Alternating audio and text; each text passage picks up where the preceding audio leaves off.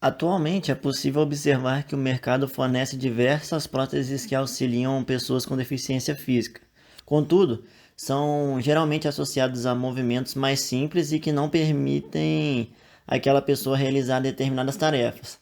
Para isso, através de novas pesquisas, buscamos polímeros eletroativos que possam fazer essa assimilação através de cálculos físicos e matemáticos, aplicando conceitos vistos durante o curso de engenharia para a criação de uma prótese que seja superior às demais no sentido de permitir à pessoa que a utilizará de realizar tarefas mais complexas, ou seja, trazer uma maior similaridade com o membro real humano. Falando um pouco sobre polímeros condutores, temos o polipirrol, que apresenta características interessantes para aplicações como atuadores. Quando ele é eletroquimicamente gerado e dopado, apresenta a capacidade de expansão e contração de volume sob estímulo elétrico, sendo realizada a conversão de energia eletroquimicamente em energia mecânica, que é o que precisamos para a geração de movimentos na prótese. Além disso, podemos ressaltar que os polímeros condutores, como o polipirrol, podem ser preparados tanto por via eletroquímica ou química, sendo a eletroquímica preferencialmente usada por possibilitar um melhor controle de crescimento polimérico e estabelecer uma melhor morfologia para o mesmo, o que é fundamental para o sucesso do projeto, visto que um dos nossos objetivos é se aproximar ao máximo daquilo que a natureza da mão permite realizar. Trazendo algumas características interessantes do polipirrol, temos ele não possui cor, porém torna-se escuro quando entra em contato com ar. É solúvel em álcool, benzeno e em éter etílico, mas pouco solúvel em água e em compostos alcalinos aquosos. Além disso, é relevante citar que atualmente vários estudos são realizados com polipirrol na tentativa de viabilizar algumas aplicações tecnológicas em diversas áreas da ciência, devido à sua integração com propriedades elétricas e mecânicas, versatilidade estrutural, estabilidade ambiental e térmica, por apresentar alta condutividade elétrica quando comparado com outros materiais, e principalmente por possuir uma síntese relativamente simples. E o mais interessante é que em estudos realizados com o polipirrol foi possível provar que a sua condutividade elétrica sintetizada com dopantes é em média 1000 vezes maior do que a condutividade quando sintetizada sem dopantes. Quando falamos em dopagem, temos um método que caracteriza-se por processos reversíveis de remoção de elétrons ou inserção de elétrons do sistema conjugado. Em termos gerais, a dopagem consiste em retirar elétrons da camada de valência na oxidação ou a inserção de elétrons na banda de condução no processo de redução. E quanto maior o nível de dopagem do material, maior será a condutividade elétrica do mesmo. E é de extrema importância fazer a dopagem, visto que dependeremos de determinada condutividade elétrica do polímero para o funcionamento da prótese. A estrutura do projeto tem a função central de, além do aspecto visual, estabelecer suporte aos demais componentes e ajustes da mão biônica, desde os circuitos elétricos ao posicionamento individual de cada parte do polímero, que acima de tudo isso deve ser estruturalmente estável e confortável ao usuário, com o emprego das mais variadas etapas de fabricação, sendo as mesmas confecções individuais, conexões e posicionamentos poliméricos. Quando se trata da montagem individual, é onde todo segmento ou semimembro de cada dedo até a confecção da mão inteira, cada parte da mão biônica seria feita de um material comum entre as próteses já existentes. A fibra de carbono serve como um bom exemplo para o uso, por conta de suas características permitirem a integração entre as partes da prótese. Bom, com relação à programação, para o funcionamento do nosso projeto, nós realizamos a programação toda feita na plataforma própria do Arduino mesmo, né? Que é a IDE do Arduino. E a vantagem, né, para a aplicação, né, especificamente do nosso projeto, é que a ideia do Arduino, ela traz uma biblioteca completa para o controle dos servomotores, né, que a gente vai explicar mais à frente a respeito da sua aplicação. E a própria documentação completa a respeito, né, dessa biblioteca de servomotor pode ser encontrada na página oficial do Arduino, que é o Servo Library. E aí a gente consegue facilmente aplicar. E aí só algumas informações, né, que aí a biblioteca Servo suporta até 12 motores, né, na maioria das placas Arduino, em algumas outras placas de Arduino, né, que não é o nosso caso aqui, ele tem algumas características específicas. E a vantagem também é que ele usa aí uma forma de sinal PWM, né, conforme a gente descreveu anteriormente. E a gente desenvolveu, né, na ideia do Arduino, como citado anteriormente, todo esse algoritmo, ele foi proposto após uma série de pesquisas visando a visibilidade do mesmo, né, a viabilidade do mesmo, bem comparando a usualidade do código em outros projetos similares, né, de aplicação de mão biômica, né, foi onde a gente conseguiu aí definir essa programação, essa linguagem, aplicando o código aí. Bom, com relação à nossa lógica de programação, ela foi basicamente desenvolvida aí na própria ideia do Arduino. A gente usou conhecimentos aí absorvidos durante a nossa disciplina que a gente teve, se eu não me engano, há 2 períodos atrás aí, que foi a de técnicas de programação. É uma linguagem simples, né? Onde a gente determina uma série de regras aí. Lógico, essa linguagem de programação, como citado anteriormente, ela só foi possível ser desenvolvida através de uma série de pesquisas com projetos semelhantes. Não estou falando nem a respeito da mão biômica em si, mas sim projetos onde se aplicam os componentes que nós utilizamos, né, que são os servos motores aí, os polímeros, e a gente conseguiu definir. Fizemos aí uma compilação, um teste na própria ideia do Arduino, onde a gente conseguiu confirmar a veracidade e funcionamento do código. E fizemos teste também no Tinkercad, onde nós conseguimos comprovar que realmente essa linguagem, né, esse algoritmo, digamos assim, desenvolvido, a gente teve êxito aí na programação. Bom, o esquema elétrico, né, e de simulação ele foi desenvolvido totalmente na plataforma do Tinkercad para que fosse possível comprovar a aplicabilidade da lógica, compatibilidade com o projeto, bem como os componentes e sua aplicabilidade, conforme eu citei no slide anteriormente. A gente não conseguiu desenvolver no físico devido ao cenário atual que a gente se encontra de não poder nos reunir. Então, como a proposta também do projeto é toda conceitual, a gente usou esse tipo de plataforma para estar desenvolvendo aí nosso esquema e fazendo valer, né, a lógica de programação que nós desenvolvemos. O esquema de ligação elétrico do projeto visa a representação dos componentes aplicados com suas determinadas funções, e o esquema ele respeita os princípios básicos da eletrônica com relação à abrangência e é feito a partir da necessidade da aplicação e seguindo a definição da lógica do projeto.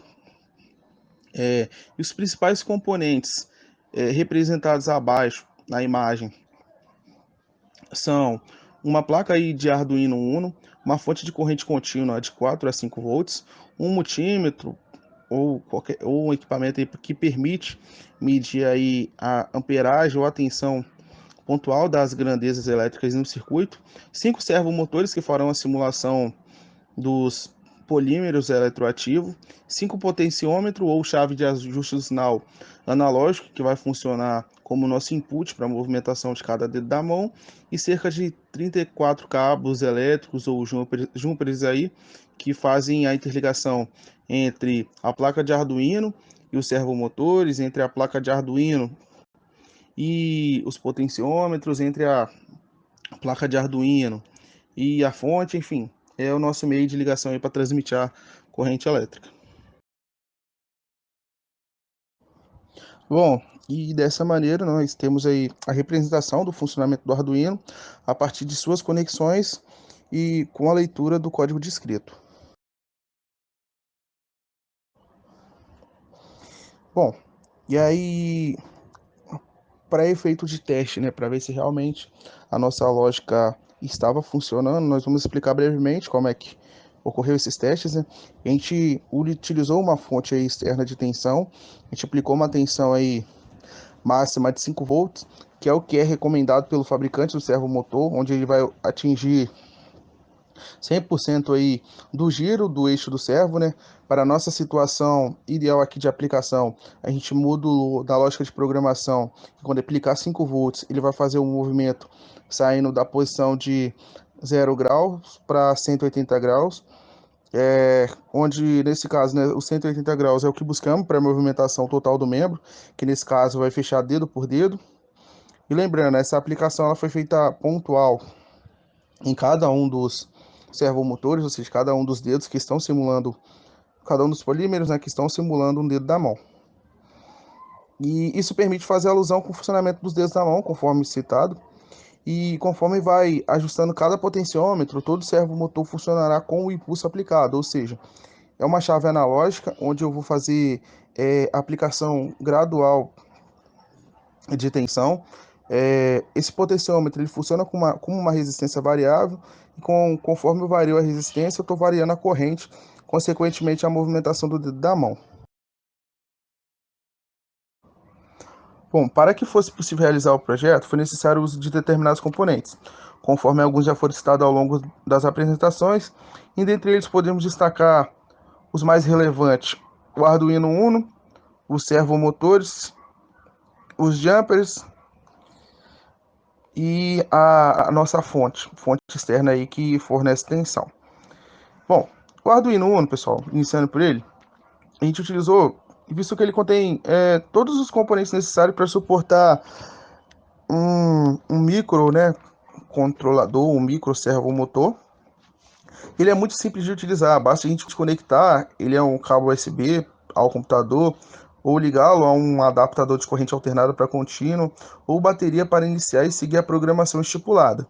Lembrando que a partir do momento que eu compilo uma lógica de programação, ela fica armazenada na placa do Arduino, ou seja, eu posso, depois que eu compilo, desconectar essa placa do computador, que mesmo assim eu vou ter uma lógica, e sempre que eu fornecer as informações, os componentes o suficiente ali, ele vai obedecer aquela lógica e vai sempre estar fazendo aqueles movimentos, obedecendo ao algoritmo que nós desenvolvemos.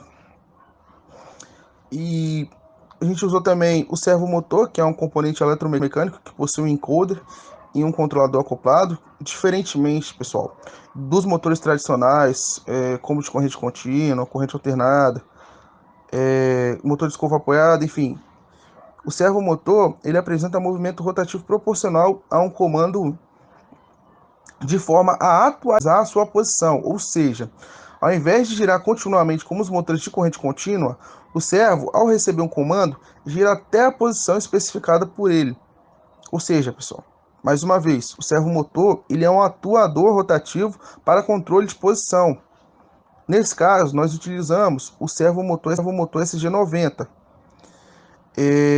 E para o nosso projeto em si, nós utilizamos, né, como objetivo aí esse componente para realizar aí movimentos na posição de 0 a 180 graus, tanto horário quanto anti-horário, né, porque a gente precisa abrir a mão e fechar.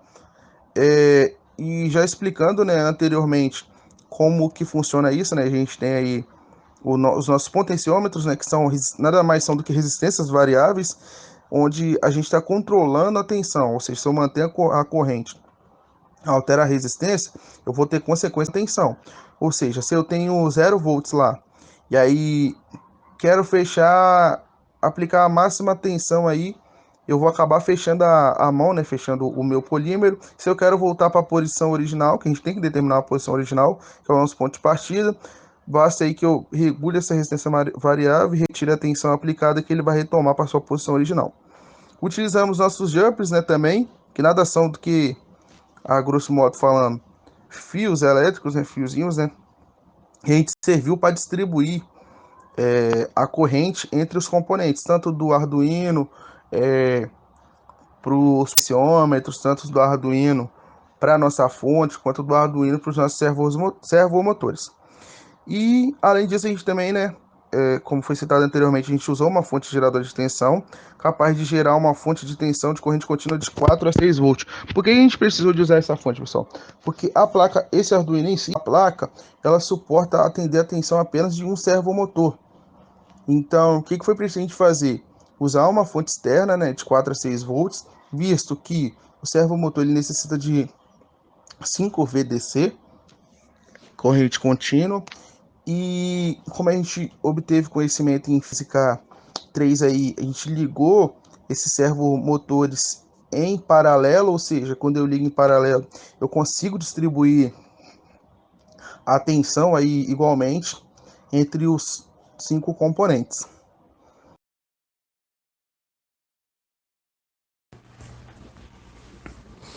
Nosso projeto inclui a simulação da movimentação das articulações dos dedos, e para isso era necessário um programa em que pudéssemos realizar o dimensionamento de cada membro, bem como sua movimentação de forma suave e simulação em comparação com a mão real. Definimos que o melhor para atender essas expectativas seria o SolidWorks 2020, um CAD, que é um desenho assistido por computador, e neste foi possível a criação de cada dedo, a criação da palma da mão, a junção das partes e a simulação de movimentação. Sendo assim, dimensionamos a prótese da seguinte forma: com a mão completamente aberta da palma para os dedos, temos 176,45 mm de comprimento. Enquanto com a mão completamente aberta, contando entre as extremidades dos dedos, temos 195,39 mm de comprimento. E a partir dessas medidas a gente conseguiu propor uma animação real da prótese que vai ser mostrada adiante.